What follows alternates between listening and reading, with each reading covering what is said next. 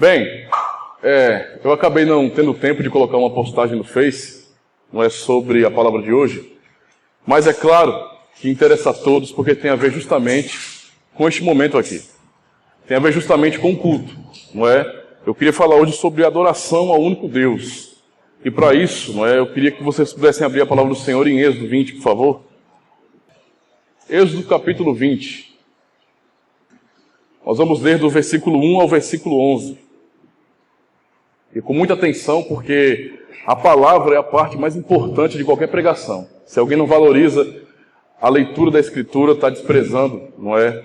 O poder da palavra de Deus para confiar naquilo que pode fazer. Êxodo capítulo 20, do versículo 1 ao versículo 11. Amém? Ou está quase? Tá não, né? Amém mesmo. Vamos ler então. Tudo bem assim. Então falou Deus todas essas palavras. Eu sou o Senhor teu Deus, que te tirei da terra do Egito, da casa da servidão. Não terás outros deuses diante de mim. Não farás para ti imagem de escultura, nem semelhança alguma do que há em cima nos céus, nem embaixo na terra, nem nas águas debaixo da terra. Não as adorarás, nem lhes darás culto. Porque eu sou o Senhor teu Deus, teu zeloso, que visito a iniquidade dos pais nos filhos, até a 3ª e 4ª geração daqueles que me aborrecem. E faço misericórdia até 1000 gerações daqueles que me amam e guardam os meus mandamentos. Não tomarás o nome do Senhor teu Deus em vão, porque o Senhor não terá por inocente o que tomar o seu nome em vão.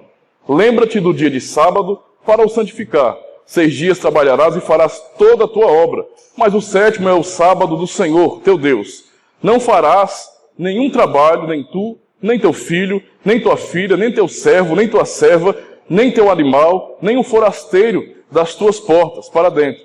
Porque em 6 dias fez o Senhor os céus e a terra, o mar e tudo o que neles há.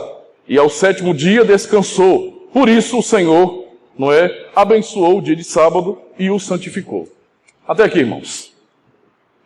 Bem, por que vamos falar então sobre culto e por que eu estou usando esse texto aqui? Talvez você não esteja muito adaptado a, pregações que usam o texto de Êxodo 20, a entrega dos 10 mandamentos ali, no Monte Sinai, e relacionar isso com o culto, mas é justamente disso que se trata. Quando Deus entrega, Deus ele está, na verdade, ali separando o seu povo e revelando como ele deveria ser cultuado.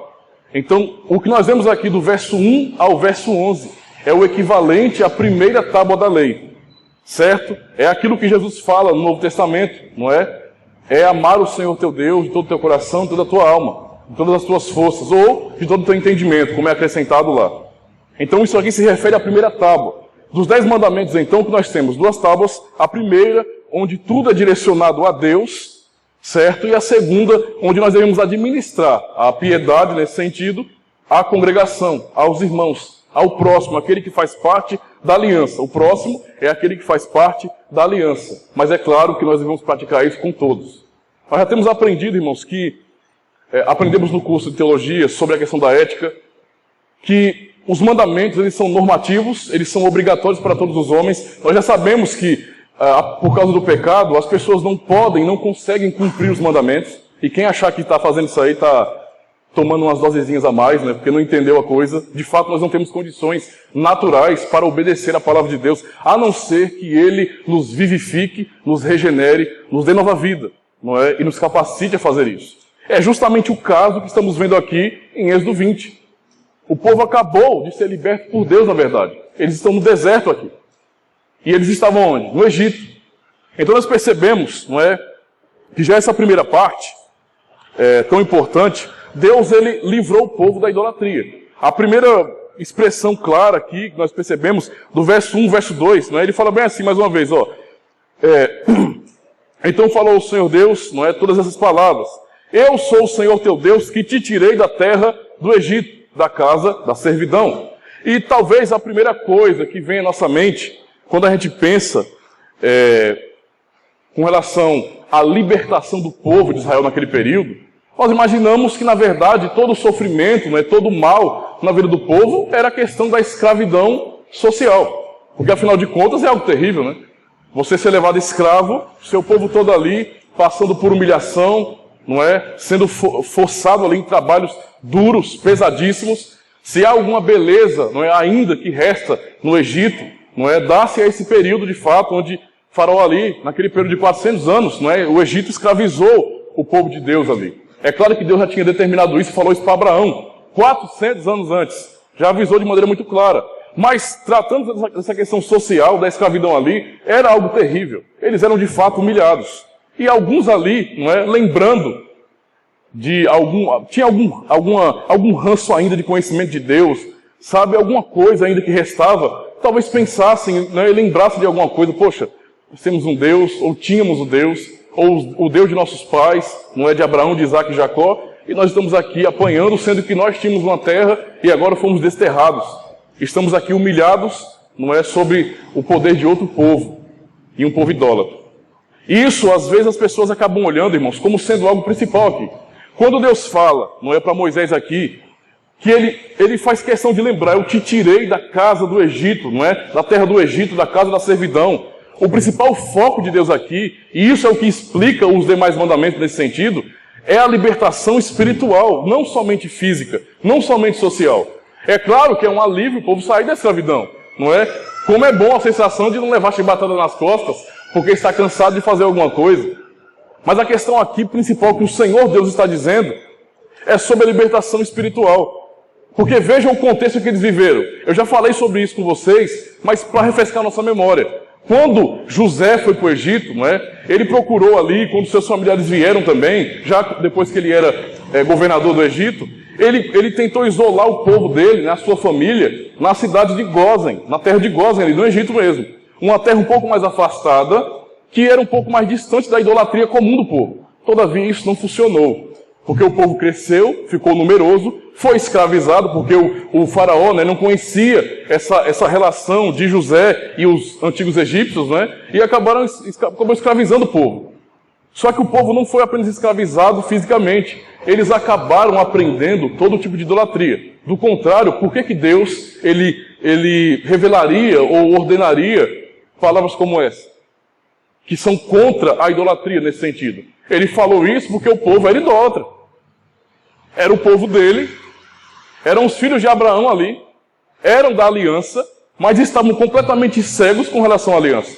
Eles estavam escravizados, eles aprenderam a adorar. Imagina a situação do povo que outrora tinha ciência da aliança que fazia parte, e agora está preso e confiando naquilo que não passa de imaginação humana. As imagens de escultura, a idolatria de maneira muito clara, com, não é, aquele monte de deuses egípcios que havia na cabeça daquela cultura. E eles foram todos submetidos àquilo. Imagina que é o povo que só podia lembrar o Deus de nossos pais, mas eles não clamam mais a Deus, eles não têm relacionamento com Deus, estão frios e afastados. E agora estão sendo inclinados a adorarem os mesmos falsos deuses do Egito. Imagina a loucura. Por isso que o Senhor, de maneira muito clara, não é? Ele faz questão de lembrar. Eu sou o Senhor teu Deus, que te tirei da terra do Egito e da casa da escravidão. Não se esqueçam disso.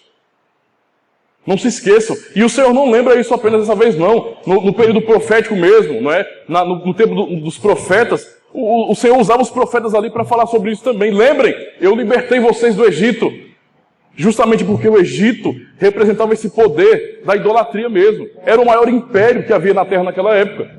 Era um grande império, não é? A tal ponto que, não só naquele período, mas geralmente aqueles reis antigos se achavam deuses. Mas o Egito era soberbo.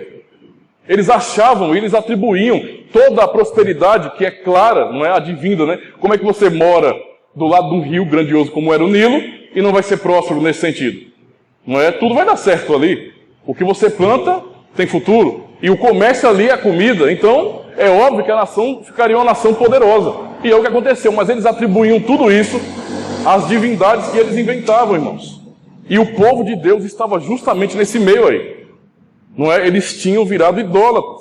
Faziam parte da aliança e o Senhor não se esqueceu disso. Não havia esquecido disso. Mesmo assim, estavam adorando outros e confiando, na verdade, naquilo que é produção humana. Nada mais é do que produção da imaginação perversa da humanidade.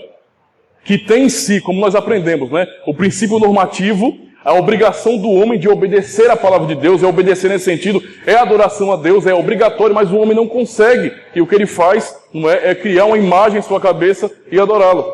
Então, na sua tentativa de adorar não é, a Deus, tendo conhecimento de Deus, como Paulo fala em Romanos 1, eles não glorificam Deus como Deus. Antes, eles criam imagens. Não é? Não importa se de pau, de pedra, de ouro, de prata, não importa. Até nos seus próprios corações. Isso é o que aflige o ser humano. A humanidade sem Deus está na idolatria, não tem jeito, é a natureza nossa, é a idolatria. E o povo do Senhor estava justamente nessa prisão. Nessa prisão, não é? A ação de Deus aqui então, que Ele revela na sua palavra, é que Ele libertou o povo da idolatria. E isso tinha que ficar muito claro para o povo. O povo estava sendo liberto, não é, da falsa adoração. O povo estava sendo tirado, na verdade, do Egito e trazido para o deserto, para ali se relacionar com Deus verdadeiro, com o único Deus verdadeiro. E ali aprender que tudo aquilo que viu no Egito é papo furado, é conversa fiada. Aquilo não existe. É enganação, é mentira. Não é? Deus estava nesse sentido, limpando, purificando o povo, os libertando de toda a idolatria.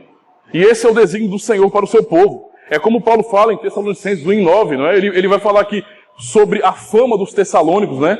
Aquela igrejinha numa cidade pequena, e a fé deles foi tão, assim, se expandiu tanto, que chegou ali a fama deles até as terras mais longínquas naquele período, por causa da fé daquele povo. E Paulo admira quão depressa eles largaram a idolatria, se convertendo ao único Deus verdadeiro. Porque a ideia, então, certo, de ser liberto da idolatria é a ideia da conversão. Entenda uma coisa, ou você é de Deus, ou você não passa de um idólatra, com carteirinha e tudo. Entende? Nós, como povo de Deus, nós não somos idólatras. Quem é povo de Deus, quem é da aliança, não é idólatra, porque Deus nos libertou dos ídolos. Todavia, por cegueira, por não conhecimento da palavra de Deus, não é, se dobra a uma palhaçada, uma humilhação, a um idiotice como essa, como é todo. Uma vez eu, pregando aqui, eu acho que vocês se lembram, eu fiquei fazendo algumas ilustrações, né, que foram até engraçadas, sobre o que vocês achariam de uma pessoa. E eu pergunto isso de propósito, porque esse é o contexto que a gente vive. Mas o que a gente tem a pensar de alguém que, poxa, lembra do Deus vaso, que eu falei? Olha para o vaso e trata o vaso como Deus. Nós, em sã consciência, agora, né? Pelo menos agora. Mas o rapaz, esse cabo aí é zoado, é doido. Perdeu o juízo há muito, bateu a cabeça e foi forte, não foi coisa pouca não. A gente não acha isso uma situação normal. E porque de fato não é. O problema é que o homem natural, o homem comum, não consegue perceber isso, e todo o seu esforço para cumprir aquilo que está em seu coração, que é a lei do Senhor, é resultado em idolatria. É isso que o ser humano é. Por isso, Deus liberta o povo, e aqui no deserto, não é? O Senhor vai trabalhar de uma forma em que eles sejam libertos da idolatria e passem agora a cultuar da maneira verdadeira e única. É o culto. Estamos falando sobre o culto. Esse encontro pactual, esse encontro da aliança. O culto revelado por Deus. E como é importante que nós venhamos entender isso. Todas as vezes que nós vemos ao culto, não é para simplesmente fazermos encontros sociais. Não é simplesmente para rever os irmãos. A gente gosta de ver os irmãos e gosta de conversar, isso é muito bom. Ter comunhão, como foi o dia de hoje, nós aproveitamos bem. Só que a ideia principal do culto não é essa. Quando eu venho para o culto, eu lembro que o Senhor Deus me libertou da idolatria para adorá-lo. Isso tem que ficar fixado em minha cabeça, porque era isso que o Senhor estava deixando claro e determinado para o seu povo agora. E é isso tão provável que no versículo 3 é o que ele diz. Não terás outros deuses diante de mim. Ora, por que Deus iria falar isso se eles não adoravam outros deuses? Não é óbvio que o mandamento é dado com propósito? Deus está revelando aqui o seu caráter para limpar, para libertar o povo. E deixando claro, vocês tinham o hábito de adorar outros deuses, vocês estavam confiando naquilo que os egípcios tratavam como deuses. São falsos, mentirosos. Então não tenham outros deuses diante de mim. Olha a sequência aqui, ó. Eu libertei vocês, eu sou o Senhor teu Deus, que tirei vocês da casa da servidão, não é, da terra do Egito. Não tenham, como vocês tinham antes, não tenham outros deuses diante de mim. E aqui o Senhor expressa a verdade, há um só Deus, não tem nada que a pessoa ache que possa fazer ou inventar, nada pode receber adoração, receber obediência, culto, como o Senhor, porque só há um Deus. É um Deus único e verdadeiro. mostrando que o povo que estava no Egito, ora, se Deus é o Deus único e verdadeiro, logo mais a gente não existe outros deuses. Não existem outras divindades aí. E se não existem, o povo está fazendo o quê? Está sendo louco. Está na cegueira mesmo. Está praticando a mentira, acreditando naquilo que não existe. É uma tolice. Olha a ignorância que o homem natural é submetido por causa do pecado. Mas o Senhor diz, não tenham outros deuses diante de mim. Não vivam mais na mentira, na enganação, na ignorância. Há um só Deus e vocês estão vendo. É por isso que o Senhor, ao libertá-los ali naquele momento, onde Deus confrontava, não é, a terra do Egito, cada praga derramada no Egito foi uma afronta aos deuses do Egito. Cada praga representava justamente uma das divindades que o Egito criou, que o Egito inventou, imaginou, que eram mentira. Então Deus humilhou ali. Todas as divindades do Egito, Deus humilhou diante do próprio povo, do povo dele e do povo do Egito, para que ficasse claramente estabelecido e não houvesse mais quem pudesse falar alguma coisa, que só há um Deus. E é isso que ele está dizendo aqui. Há um só Deus. Um Deus. E isso é tão maravilhoso. Por exemplo, em Deuteronômio capítulo 6, versículo 4, isso se torna uma confissão de fé para o povo de Israel. Né? Ouve, pois, Israel, o Senhor nosso Deus é o único Senhor. Então não tem outro, esse é o único Deus verdadeiro. A atitude do Senhor aqui é de fato de libertar o povo da idolatria. Fazendo uma breve aplicação para nós hoje, irmãos. A mesma lógica que nós encontramos aqui de Deus entregando os 10 mandamentos para a libertação do povo, nós também podemos olhar para a nossa vida e entender isso. Quando eu venho ao culto, quando eu recebo os sacramentos, aquilo que o Senhor ordenou em sua palavra, tudo isso representa a libertação que eu recebi nele, por graça, por misericórdia. Eu tenho que lembrar disso.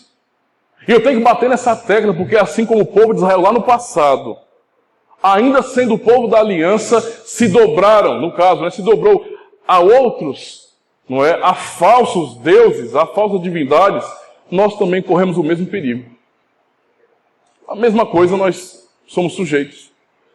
O que é que você vê hoje no mundo evangelical, se não a idolatria? A coisa mais expressa no meio evangélico, no sentido geral, é idolatria. Pessoas adoram pessoas, pessoas adoram músicas, pessoas adoram pregadores, pessoas adoram tudo, objetinhos sagrados. Cultos que são realizados, não é? Com pura idolatria, com pessoas colocando objetos sagrados. Bota a Arca da Aliança aqui, bota os castiçais de ouro ali, e o cara se veste de sacerdote, aquela coisa todinho, para que isso? Isso é uma tolice sem tamanho. Isso é idolatria. E nós estamos completamente sujeitos a cair nisso. E o resultado disso, sabe o que é? É que nós não cultuamos a Deus de maneira verdadeira. Ah, então quer dizer, pastor, que se eu não entender isso aqui e praticar como Deus ensina, eu estou cultuando a Deus, mas não cultuando a Deus. Você pensa que está cultuando a Deus, mas na verdade não está. Está cultuando a um ídolo que você criou e você chama de Deus. Olha, você chama ele de Deus, chama ele de Cristo, chama ele de Yahvé. Uma das coisas que a gente conversava no sábado, pela tarde aqui, quando nós gravamos o programa Defesa da Fé aqui, né? O pastor Ronaldo estava aqui, da Primeira Guerra Batista, e ele estava falando sobre a questão da figura de Cristo, Jesus. Em como você tem vários Cristos diferentes hoje. E às vezes a pessoa pensa, não é? Imagina que isso é algum doido que vai se vestir, não é? Nos trajes de um filme, por exemplo, imaginando como Jesus se vestia, e sai dizendo que é Cristo na rua, como aconteceu na Rússia. Tem um retardado mental lá na Rússia dizendo que é Cristo, como também tem aqui os malucos, né, que nem o Henrique Cristo e tantos outros que pensam que é Jesus. Isso é, gente, esse tipo de coisa é engraçado até, não é? Chega a ser hilário de tamanha tolice, de ignorância. Mas ele falava o quê? O pastor Ronaldo falava o quê? Que na verdade a ideia não é que seja uma pessoa que diga que é Cristo, mas é o Cristo que pela religião é pregado de maneira diferente. Ou seja, a religião, a igreja no sentido, a cristandade, não a igreja de Cristo, mas a cristandade no sentido geral, não é? A religião cristã apresenta hoje vários, não é, Cristos diferentes. E ele falou muito claro, olha, é um Cristo nas igrejas pentecostais, é um Cristo nas igrejas neopentecostais, é um Cristo nas seitas de maneira aberta, que são seitas mesmo, é um Cristo nas igrejas reformadas. Afinal de contas, quem é Cristo? Porque todo mundo fala de um Jesus diferente. Usam o mesmo nome, usam a mesma Bíblia, mas pregam algo diferente sobre ele. Enquanto nós olhamos para a palavra e vemos Jesus de maneira muito clara, expressando o Pai ali, mostrando o que é o Evangelho, nós percebemos, não é, as pessoas usando mentiras e atribuindo a Jesus. Você olha para Jesus aqui, nos Evangelhos, no todo o Novo Testamento, e você percebe uma mensagem dura, verdadeira, que mostra o que é a igreja de fato. Não é? Enquanto Jesus está dizendo bem assim, ó, o Jesus da Bíblia diz bem assim: vocês vão ser perseguidos por causa do meu nome, vão odiar vocês por causa do meu nome, renunciem a si mesmo, tome a sua cruz e siga-me. Enquanto Cristo ele ensina isso e fala isso de maneira muito clara, não é? O que o cristianismo geral tem dito hoje? Jesus não é dinheiro, mas ele é real.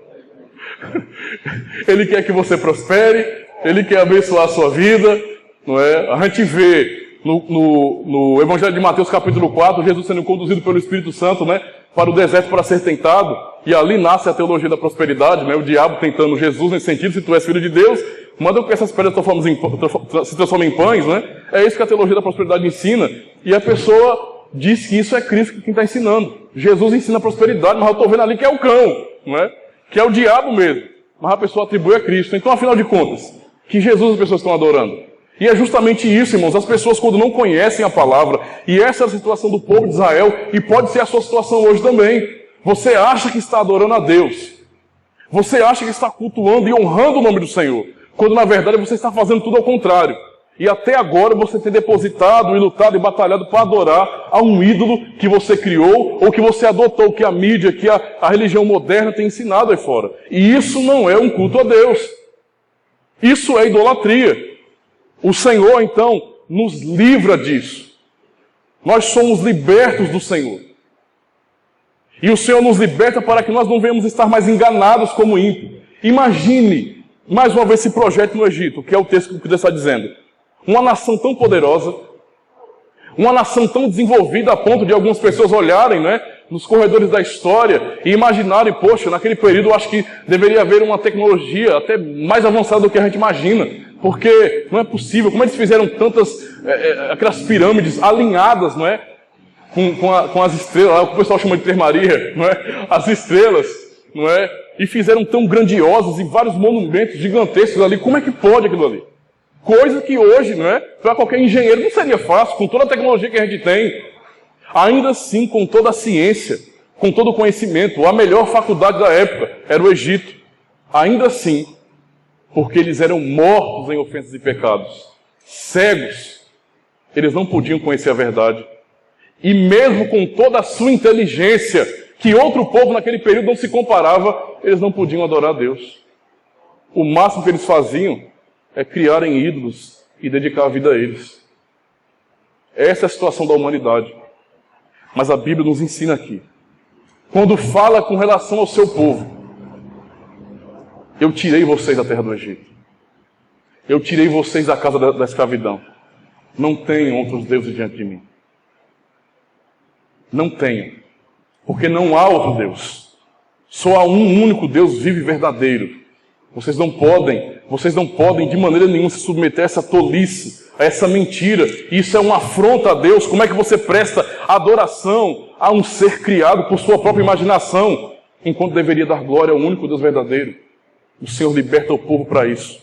Da mesma maneira, eu queria dizer para você, irmão, que se você é de Cristo, se você nasceu de novo, o Senhor te libertou da idolatria.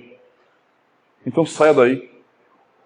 Pare de ficar adorando coisas, porque se você não mudar o seu coração nesse sentido, a sua forma de pensar, a sua forma de agir nesse sentido, e começar a se dobrar aquilo que a Bíblia ensina, você não estará cultuando a Deus, e o seu culto, aquilo que você faz aqui, não passa de uma mentira.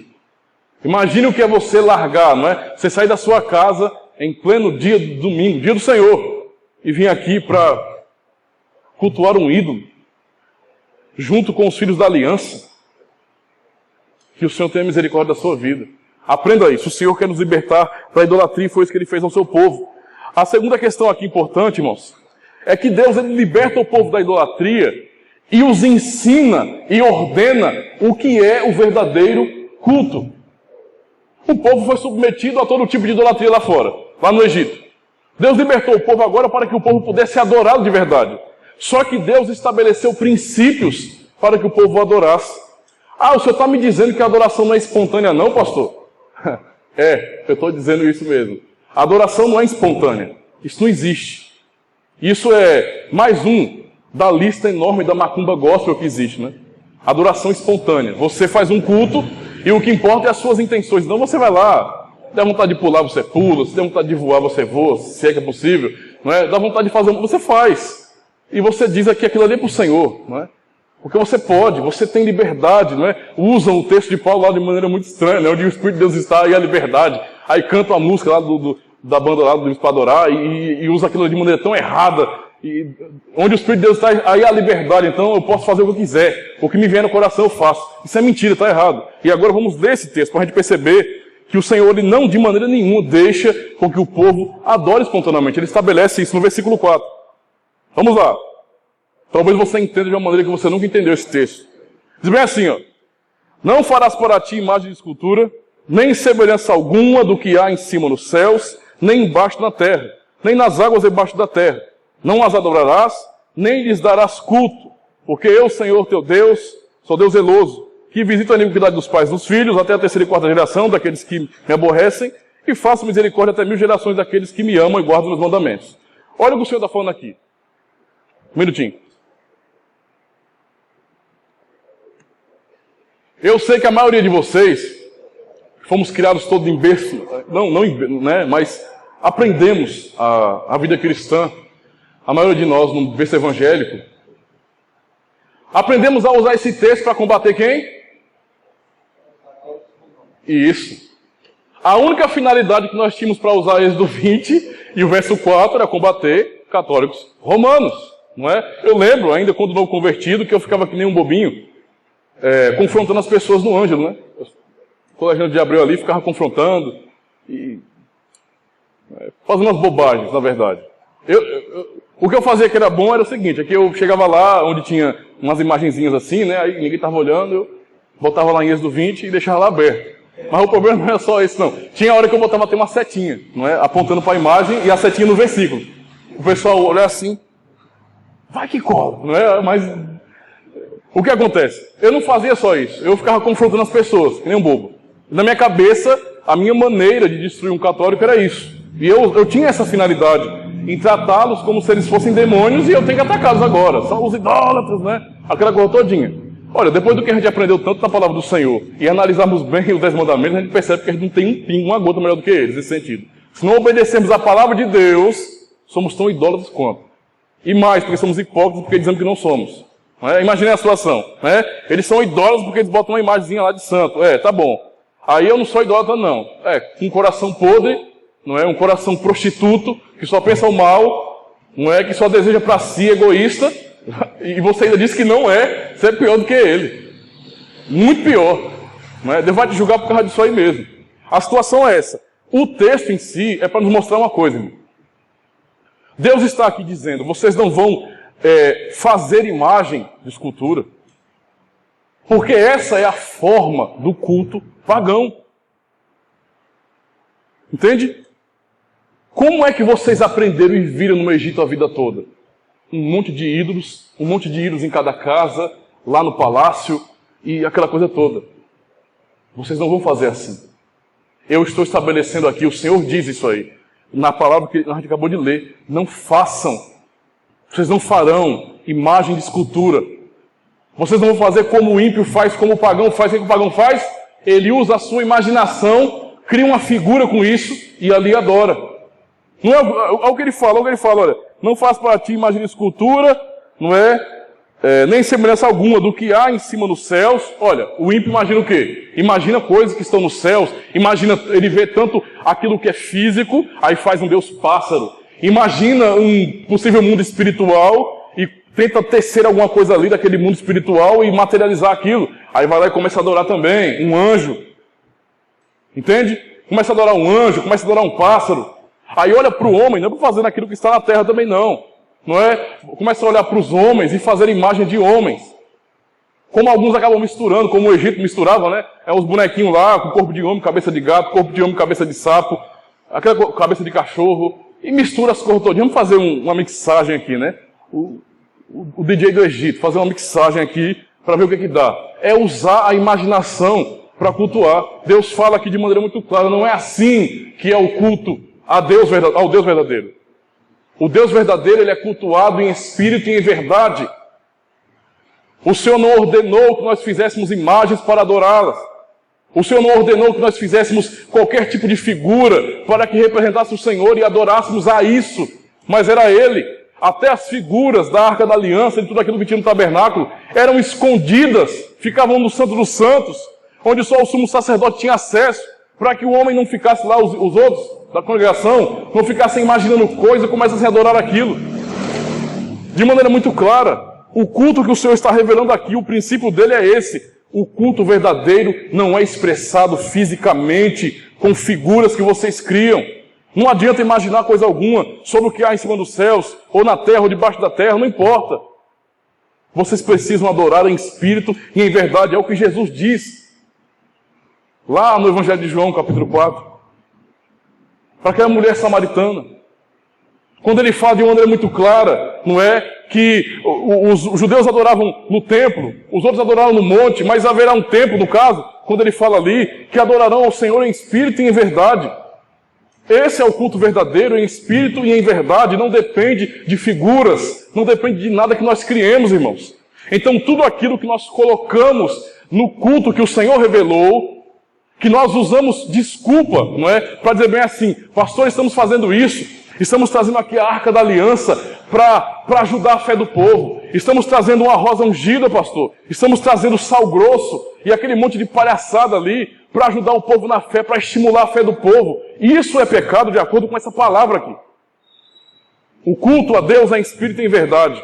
Não adianta fazer figuras para isso. Perceba o nível baixo da idolatria.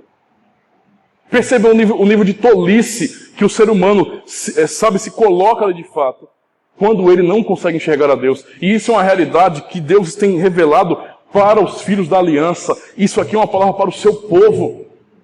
Deus separou um povo para si, irmãos. Deus não revelou isso para o Egito. Ou revelou? Ele chamou o faraó e falou, faraó, é o seguinte, estou revelando minha palavra aos meus filhos aqui, né, os filhos de Abraão, mas é o seguinte, né, para não deixar você de fora, vem para cá também. Não é? Vem para cá você também, né, para você aprender como é que cultua, como é que... Deus não fez isso, Ele separou, Ele escolheu um povo para si, e a esse povo revelou como cultuar de verdade. Então o princípio do culto é Deus quem revela. Nós não colocamos nada no culto, irmãos. Agora, isso aqui é o contexto de Israel. Tenta aplicar isso para o nosso contexto aqui. Irmãos, tudo que nós fazemos, que a Bíblia não ensina com relação ao culto, é diabólico. É idólatra. Não é de acordo com a palavra de Deus. Não importa o que nós fazemos. Seja colocar, aí eu vou bater na ferida de alguém, né? Seja colocar teatro na igreja, como nós fizemos muitas vezes, colocando teatro no culto do Senhor. Quando o culto é Ele quem determina como deve ser feito. Nós fizemos teatro aqui. Nós fizemos grupinho de dança, eu era o líder do grupo de hip hop da igreja, e como eu lembro hoje, irmãos, e isso me pesa o coração, porque eu pequei. Estou condenando você gostar disso aí? Não, mas eu estou dizendo que aqui dentro não é lugar para isso. O culto é Deus quem revela, tem que ser segundo os conselhos de Deus e não segundo os nossos desejos. Sabe o que o culto cristão se tornou hoje? Um ambiente para agradar. É simplesmente isso. Nós não temos a ideia. Leia o livro de Levítico, pelo amor de Deus. Leia, e se você tiver dúvida, me pergunte. Mas leia o livro de Levítico com atenção e você vai perceber ali, você me pergunta, pastor, por que era tão criterioso a forma de cultuar ali? Por que era tão detalhado e por que havia tanto temor no momento do culto? Porque Deus, Ele é um Deus, irmãos, que revelou a sua palavra e determinou como nós o adoramos, já que nós não conseguimos fazer isso por nós mesmos. Qualquer tentativa humana não passa de idolatria. Por isso Deus separa o povo para si e revela como devem adorá-lo. Por isso que Ele diz aqui, vocês não podem fazer imagem de escultura. Vocês não podem materializar nada para estimular a fé. O Deus que vocês têm é um Deus invisível, mas é o único verdadeiro. Vocês não precisam disso. Tudo que nós trazemos para cá, que a Bíblia não ensina, é pecado. Qualquer coisa. Qualquer modinha que a igreja evangélica invente, isso é pecado. Imagine, eu quero que você imagine agora, o tanto de denominações E se tiver alguém de outra denominação aqui, por favor, me perdoe. Mas o tanto de denominações que aí fora têm praticado um culto falso, um culto que não é submisso à palavra de Deus, que não segue um princípio regulador, onde as pessoas usam a sua própria criatividade para dar forma, para tornar o ambiente mais agradável. Não é? Por que ter tanto louvor no culto, por exemplo? Ora, porque música ela é contagiante, então quanto mais música, melhor. É muito chato ouvir um cara ficar falando daquilo que a Bíblia está ensinando, então bota mais música. Ter um teatro para que as pessoas tenham um momento de distração e não fiquem só naquela coisa metódica, isso é chato. Veja, olha o que as pessoas estão fazendo. E chamam isso de culto a Deus. Tem que ser do jeito que a gente quer. Tem que ser legal, dinâmico. Tem que me agradar. Porque se não me agradar, eu vou para outra igreja, para outra igreja, para outra igreja, para outra igreja, e assim por diante. É isso que tem sido praticado. E nós muitas vezes cegamente tratamos muitos assim, como se fossem irmãos. Não tem compromisso com o povo da aliança. Culto é Deus quem revela. É Ele quem estabelece os princípios. Qualquer tentativa de materializar alguma coisa para estimular a nossa fé é idolatria. Não passa disso. Pura idolatria. Não é pura idolatria. Ainda assim, tudo isso que é realizado no culto que o Senhor determinou é feito no nome de quem? Do pastor? Da missionária? É feito no nome do Ministério do Louvor. Se é que existe Ministério do Louvor, né? Isso aí não tem na Bíblia. É feito no nome de quem, pelo amor de Deus? Como comum hoje é comum, né? É feito no nome de Edir Macedo, Valdomiro Santiago, R.R. Soares, Silas Malafaia, um bocado de outro aí. É feito no nome deles, né? Tem a foto deles na frente da igreja. Tá lá.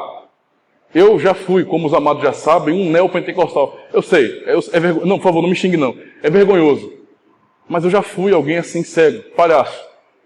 Palhaço, eu era um palhaço. Fui para mentira, para idolatria, atrás de milagre. E não encontrei Bíblia ali. É mentira pura. Eu lembro de quando eu ia evangelizar, né? Ou valdomirizar. Não era evangelizar não, era valdomirizar. Eu saía e eu andava com os panfletinhos com a foto dele. Quando eu chamava a pessoa para ir para a igreja mundial do poder de Deus, né? Eu chamava a pessoa, não queria ir, aí o que eu fazia? Entregava um folhetinho com a cara dele, é a foto do apóstolo. Ah, essa é a igreja do apóstolo, ali tem milagre, eu vou. É assim que os cultos são feitos. Cultos a personalidades. E chamam isso de culto? O culto é feito em nome do Senhor. Olha o que o verso 7 nos ensina de maneira muito clara. Não tomarás o nome do Senhor teu Deus em vão, porque o Senhor não terá por inocente o que tomar o seu nome em vão. O culto é feito em nome de quem, irmãos? No nome do Senhor. Tudo que é realizado aqui, nós realizamos porque o Senhor ordenou. Nós não fazemos nada porque nós queremos. A igreja não pode tomar a forma, a cara do pastor Ademir, isso não existe. Eu sou apenas uma ovelha como vocês. Não pode ter a minha personalidade na igreja. Isso não existe. Não é o que eu penso, não é a minha forma que tem que dominar sobre a vida de vocês e fazer vocês andarem como eu nesse sentido. Todo mundo tem que gostar do que o pastor Ademir gosta. Todo mundo tem que falar como o pastor Ademir fala. Tem que ser exatamente igual a ele. Até engordar um pouquinho para ficar mais na forma legal. Não, irmãos, não é necessário isso. Porque o culto é feito em nome do Senhor. Então, se há alguém para nós imitarmos, e nos amoldarmos, é a Ele. Como Paulo fala muitas vezes, sede depois de meus imitadores, como eu sou de Cristo. O Efésios 5 ainda ensina para sermos imitadores de Deus, como filhos amados, e não uns dos outros, nesse sentido aí. Porque o culto é feito em nome dEle. Se nós cantamos louvor, é porque assim Ele ordenou. E o Novo Testamento nos ensina que a palavra do Senhor deve habitar entre nós, por meio de cânticos, hinos espirituais. É o Senhor quem determina isso. Isso é tão provável que o que nós cantamos não pode ser em nosso nome, não pode ser de acordo com o nosso agrado. E nós pecamos assim também, porque nós aprendemos assim. Para nós era assim, escolher uma música na internet, sabe? E nós estamos em processo de mudança. Mas nós escolhemos uma música na internet, e se aquela música ela for uma música que me agrade, eu ouço a música e me arrepiei todinho, essa que eu vou cantar no culto hoje. Não é? Aí eu trago, aí todo mundo se arrepia e pronto, aí foi um culto maravilhoso. Isso é idolatria, isso é pecado, irmão. O Senhor nos deu músicas. 150 músicas na Bíblia para que nós cantemos. Porque é feito em nome dEle. Irmão, presta atenção. E eu, por favor, eu peço perdão antecipado se você não entender o que eu estou dizendo e se ofender por causa disso. Se ofender, eu não posso fazer nada. Me procure depois, encosta sua cabecinha no meu ombro e chora. Mas agora ouça. O culto é feito em nome do Senhor. Eu chego atrasado no culto que é feito em nome do Senhor. Eu fico de papinho no culto que é feito em nome do Senhor. Eu vou mexer no celular no culto que é feito em nome do Senhor. Folhear Bíblia no culto que é feito em nome do Senhor. Não dando atenção para o que está sendo pregado. Eu deixo meu celular no volume topado, não é? Para quando alguém ligar, todo mundo no culto ouvir. Oh, maravilha, coisa ética, linda. Não, mas não é só questão de ética, não. Você está pecando contra Deus. Pecando. Deixando que coisas, não é, atrapalhem aquilo que é feito em nome de Deus. Que respeito nós temos ao Senhor. Nós aprendemos há pouco tempo no módulo de ética do nosso curso de teologia. Gente, nós respeitamos a ética que o mundo nos impõe. Se nós vamos para um fórum ou para qualquer outro lugar público que exija que eu não entre de calça, eu não entro. E vai tentar para ver, o guarda te bota para fora. Você não pode entrar aqui assim. Se quiser ser atendido, vá em casa, bota uma calça, um sapato e volte. A ética que o mundo entende aí, ó. E eles não são errados, não. Aí na igreja do Senhor, fazendo um culto para Ele, eu acho que eu posso ir de qualquer jeito. Esculhambado, não é?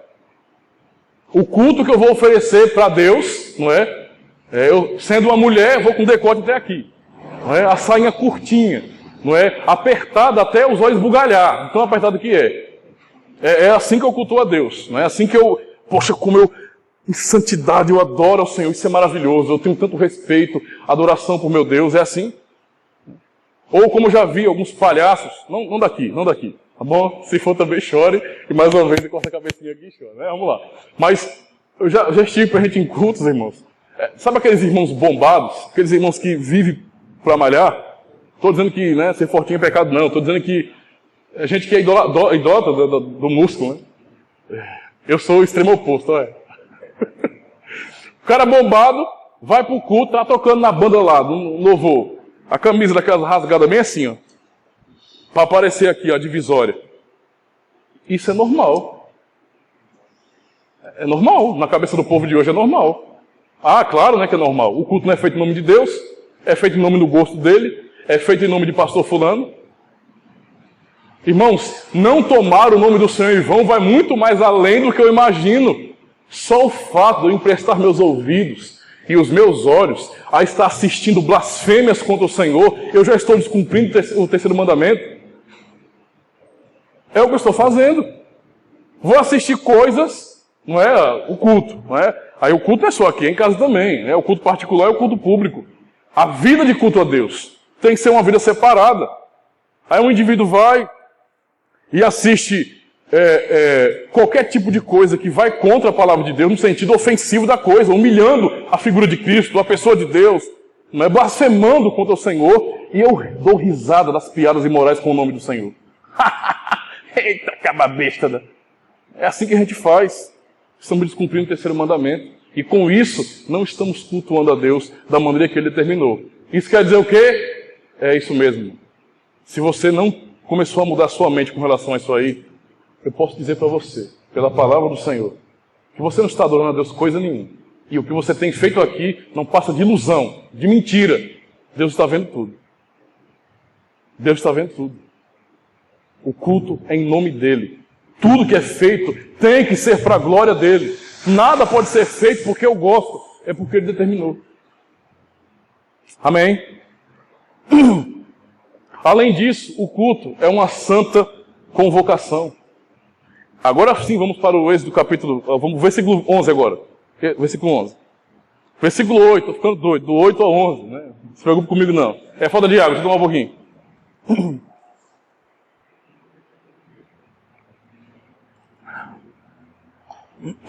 Versículo 11, 8. Amém? Olha o que ele fala. Lembra-te do dia de sábado, para o santificar. 6 dias trabalharás e farás toda a tua obra. Mas o 7º dia é o sábado do Senhor teu Deus. É o sábado do Senhor teu Deus. Não farás nenhum trabalho, nem tu, nem teu filho, nem tua filha, nem teu servo, nem tua serva, nem teu animal, nem um forasteiro que está nas tuas portas para dentro.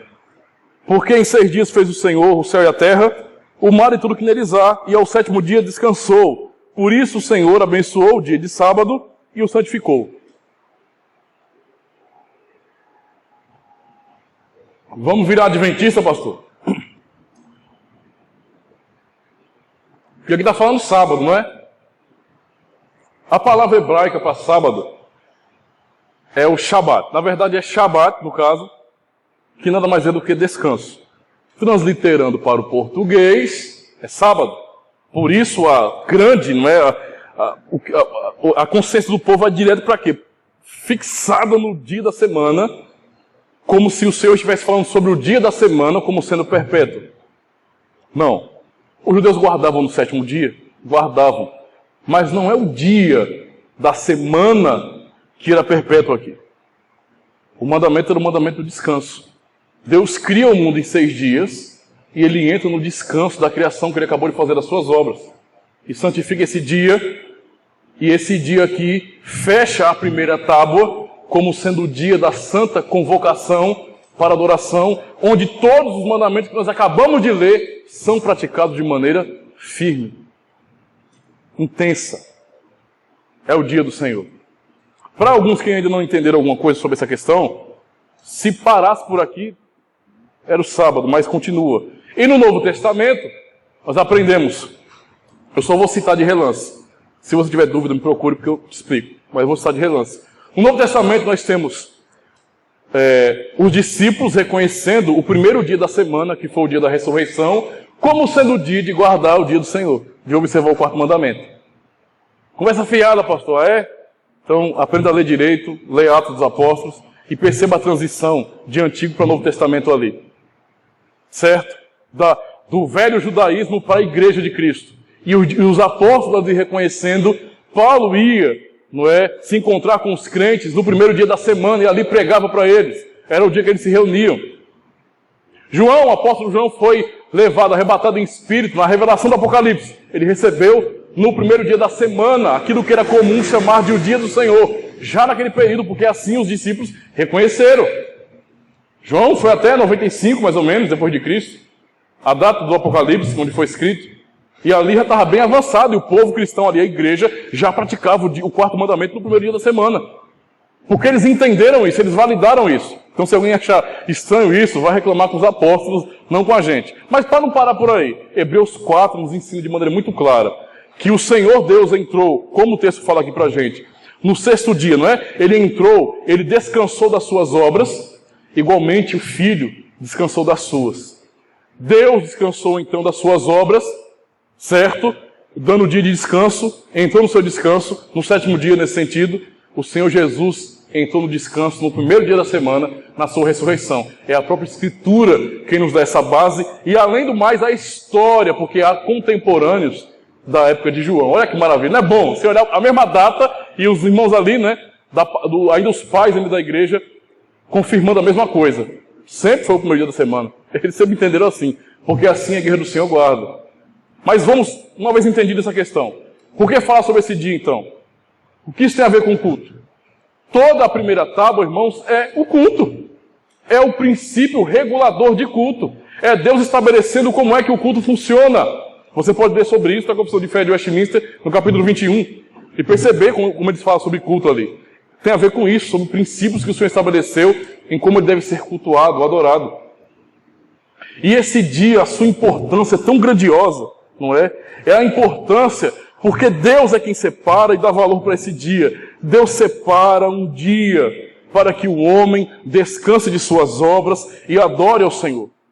É o dia da santa convocação. Isso quer dizer o quê? Que esse dia é hoje. E nesse dia aqui, Nós somos convocados, como povo da aliança com Deus, a termos um encontro com esse Deus da aliança. Aí você volta toda a fita aqui e perceba como é que eu recebo essa santa convocação do Senhor para guardar esse dia, me preparar para o ajuntamento público durante todo o dia, e eu ainda chego atrasado, ainda fico com conversinha fiada. Irmãos, isso aqui é algo que tem que ser direcionado ao Senhor, é feito em nome dEle. Tenta imaginar se o Senhor, Ele fosse agir com nós, como Ele agiu com os ímpios no passado.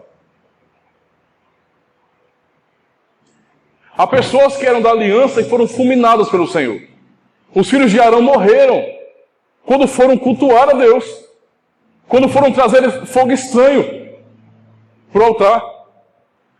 Olha, não é a intenção que vale. Por que Deus matou eles então? Deus matou aqueles homens. Deus, viu? Não foi o cão, não foi ninguém que estava ali, foi Deus. Deus os matou porque eles trouxeram fogo estranho para o culto. Porque é Ele quem estabelece isso. E Ele marcou esse dia para que nós nos reunimos. Para que nós estejamos juntos, em comunhão, em amor. Que viéssemos desenvolver esse relacionamento. É uma santa preparação para esse momento aqui, irmãos. Tem tudo a ver com isso. Perceba agora. Se eu não entender esses princípios da palavra de Deus, eu estou pecando e Deus não recebe a minha adoração coisíssima nenhuma. E não adianta você ficar no seu coração aí dizendo, mas Deus me entende, Deus conhece meu coração. Isso é pior, irmão. Saber que Ele conhece o nosso coração tem que nos causar é temor mesmo, é medo. Porque Ele conhece o nosso coração mesmo. E Ele não recebe isso, Ele não aceita. Foi Deus, eu vou falar isso mais uma vez para vocês. Foi Deus quem matou dois sacerdotes. Que Ele mesmo separou para ser sacerdotes. Ele matou dois sacerdotes porque não cumpriram o culto como Ele ordenou. E nós estamos aqui brincando. Estamos aqui sem entender, sem discernimento, não prestando um culto racional como Romanos 12:1 nos ensina. Um culto racional, um culto com entendimento, que eu sei o que eu estou fazendo, tudo que eu faço é para o Senhor, é em nome dEle, Ele é o único Deus, tudo eu dedicarei ao Senhor. E acho que Deus vai ouvir isso aí meu. Eu já tive que lidar com pessoas que, eu ensinando isso, não se submeterem e falam bem assim, Deus conhece meu coração, Ele me entende. Vai nessa. Vá brincando desse jeito aí mesmo. Não é? Vá brincando, porque no final da sua estrada você pode descobrir que você nunca foi crente, sempre foi um enganado. E vai para o lago de fogo, vai ser condenado mesmo. Porque não é de Deus. Deus libertou-nos para a adoração verdadeira. E Ele estabeleceu esse dia para que nós estivéssemos juntos mesmo, desenvolvêssemos a nossa fé, praticássemos a Sua palavra e crescêssemos. É um dia santificado, Ele quem santificou. Não é o pastor Ademir, não é ninguém, não foram os pais da igreja, os reformadores. Foi o próprio Deus quem santificou esse dia. É um dia de santa convocação, onde o Deus da aliança convoca o seu povo. Meu Deus do céu, isso é loucura da nossa parte, irmãos. Faltar ao encontro que o Deus da aliança estabeleceu, marcou com nós. Isso é loucura. Isso revela que nós, muitas vezes, estamos sendo idólatras também. Estamos nos dobrando à idolatria, à cegueira, feito o povo no Egito que se esquecera do seu Deus e estava ali se dobrando a falsos deuses. É isso que fazemos quando nós negligenciamos a palavra de Deus. A primeira tábua é só para isso. Eu libertei vocês. Me adorem do jeito que eu mandei, do jeito que eu estabeleci. Não tem a ver com o que vocês querem, com o que vocês sentem. É aquilo que a minha vontade determinou. A vontade do Senhor é santa, é perfeita e é agradável. É sob essa vontade que eu devo me submeter. É essa vontade. Nada além disso. Presta atenção nisso, irmãos. Você já tem conhecimento suficiente para saber a importância desse dia. Meu Deus, é inaceitável, é inadmissível que nós ainda fiquemos sendo pegos de surpresa no dia do Senhor, sendo que está na palavra dEle. Não se programar para isso, não se preparar para isso é pecado, irmãos. Estamos errando contra o Senhor. O Senhor nos libertou para isso mesmo. A liberdade que Ele nos deu foi para a adoração verdadeira. O Senhor não nos deixou feitos ímpios, ignorantes, adorando a própria parede, as próprias imagens contempladas no espelho. O Senhor nos libertou para adorarmos um Deus que é verdadeiro. A nossa adoração não é mentirosa, é verdadeira. E assim o Senhor estabeleceu como nós devemos adorá-lo. Então não fuja disso. Entenda a seriedade desse momento. É para você se sentir amado por Deus, se você for de Cristo. Mas é para você ter temor santo também diante dele. Não tem a ver com nós aqui, com o que nós fazemos. É Deus. Tudo é feito para Ele. Como nós não podemos nos sensibilizar com uma realidade como essa? Como permanecer duros ainda, sem entender essas verdades? Dizer que é crente é fácil, irmãos. É fácil se entregar a esse sistema nojento que tem sido ensinado aí fora. Submeta-se à palavra de Deus, porque é isso que nós temos aprendido aqui. Um povo santo. Um povo liberto da idolatria. Se você é liberto da idolatria, não volte aos ídolos. Não volte aos ídolos. Não fique com justificativa do seu próprio coração, porque não é assim que funciona. Não é assim de maneira alguma.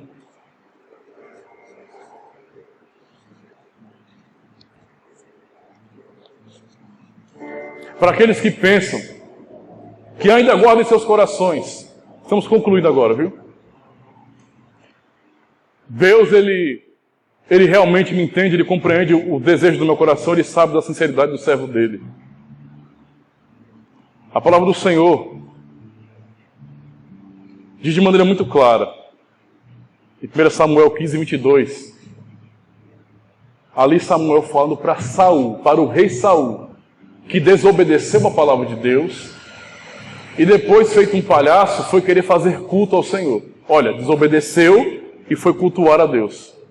A palavra de Samuel para ele foi: melhor é obedecer do que sacrificar. Então eu preciso obedecer. Mas é só obedecer, pastor? Não, porque em Isaías 29:13, o Senhor também denuncia a maldade do coração do povo. Vocês têm um conhecimento errado sobre o Senhor. Vocês não desejam estar nesse dia o adorando e vêm aqui com suas mãos imundas adorar o Senhor? Isaías fala de maneira muito clara: esse meu povo me honra, com os lábios, mas o coração desse povo está longe de mim, e o seu temor para comigo consiste em mandamentos de homens que foram instruídos. Tudo que eles estão fazendo é cumprir uma liturgia morta. Isso não é nem de longe obediência. O Senhor nos convida, porque Ele nos libertou para isso. Veja o contexto. Deus tira o povo da escravidão, do pecado, da idolatria, leva o povo, para que esse povo conheça e o adore. Assim o Senhor fez com as nossas vidas. Quando um dia, mediante a pregação do Evangelho, o Santo Espírito de Deus veio até nós, quando estávamos mortos em ofensas e pecados, quando éramos cegos e não entendíamos a palavra de Deus, blasfemávamos contra ela. Lá, naquele momento onde estávamos mortos, Ele nos ressuscitou, nos deu vida, nos revelou a Sua palavra. Deus se revelou para nós naquele dia, nos dando conhecimento do Seu reino eterno.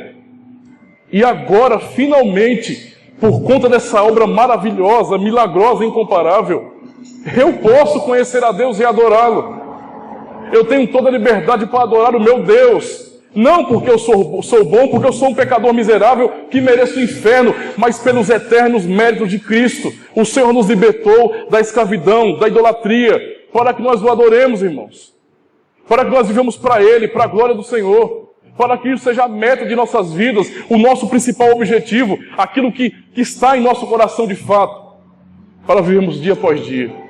Foi para isso que Ele nos libertou.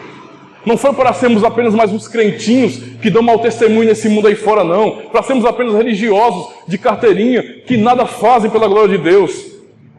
Mas para que nós pudéssemos prestar um culto verdadeiro, santo, adorando em espírito e em verdade. É esse o tempo que Jesus falou para aquela mulher samaritana, e é isso que está sobre nossas vidas.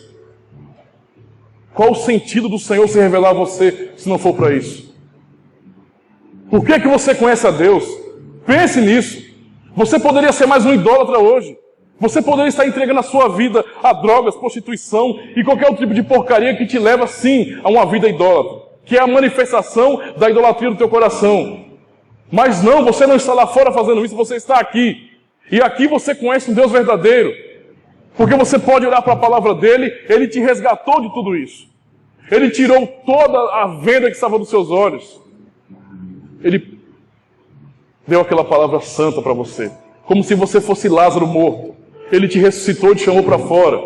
Foi o que ele fez. Você não é mais morto, você é vivo no Senhor. Então o adore, viva para ele. Você serve a um Deus vivo e verdadeiro. O Senhor te livrou da ignorância, da estupidez de se dobrar a homens, de se dobrar a mentiras. Em 1 João, capítulo 2, versículo 20, o apóstolo diz que nós temos a unção dos santos como igreja e sabemos tudo. O Senhor nos revelou a palavra dele, ele se revelou a nós. Ele se revelou a nós. Por isso, dedique a vida a ele. E faça deste momento aqui o melhor momento de todos. Não fique botando culpa em música ou sei lá. Adore ao Senhor. Se prepare para isso. Que você amanheça já, irmãos.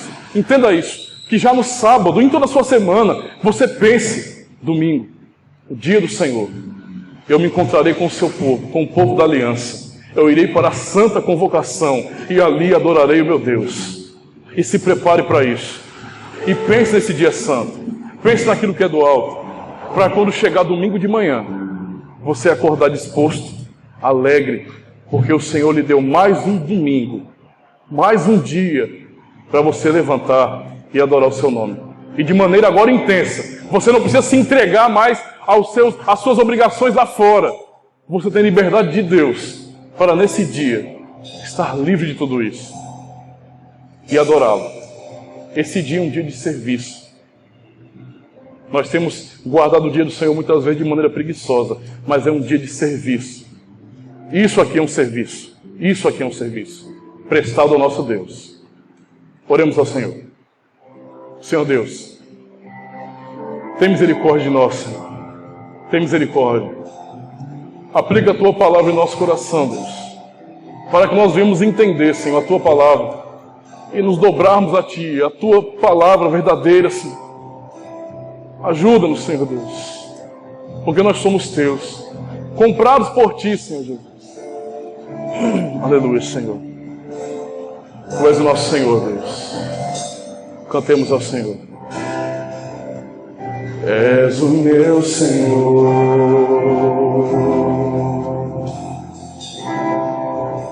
és tudo para mim.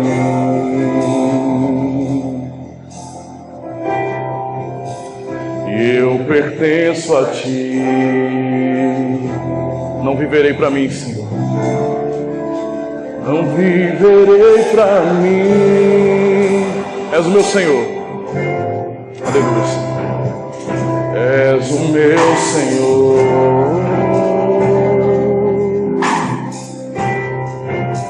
És tudo para mim.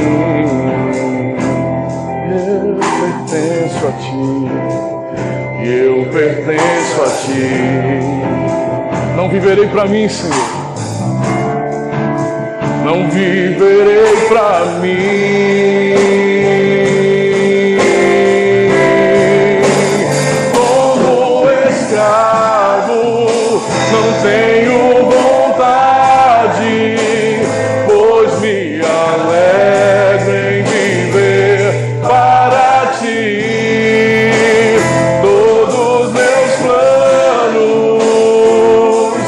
são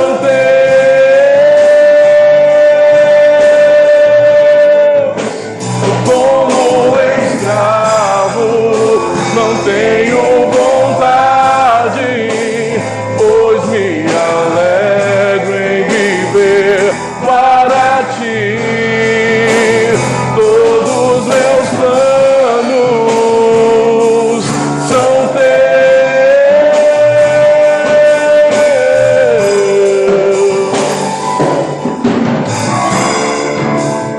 Meus pensamentos, meu tempo é tudo Teu. Tu és o nosso Deus. Meu Deus.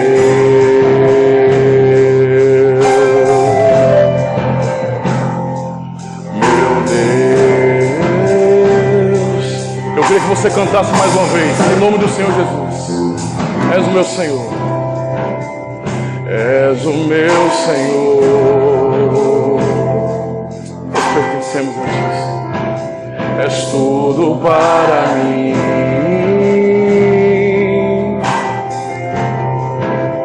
E eu pertenço a Ti.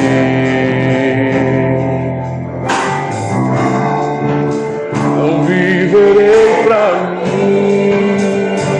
És o meu Senhor. És o meu Senhor.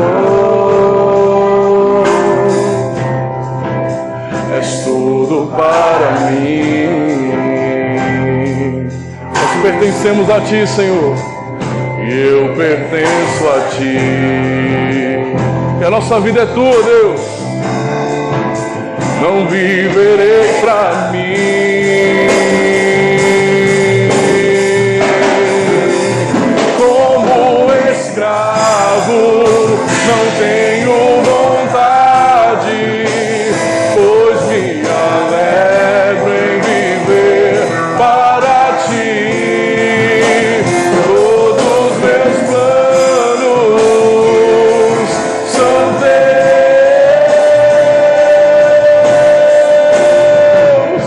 Como escravo, não tenho vontade, pois me alegro em viver para Ti.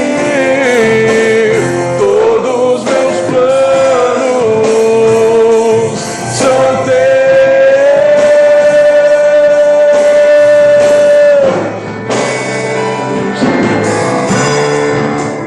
Meus pensamentos, meu tempo é tudo Teu.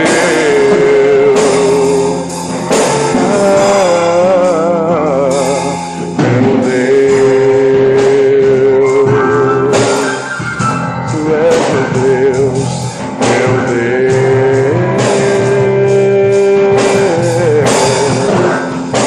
Maravilhoso Tu és, Senhor Deus. Aleluia, Senhor. Senhor Deus, por graça, possa abençoar a sua vida, irmão, entendendo, que você possa entender de fato a palavra do Senhor.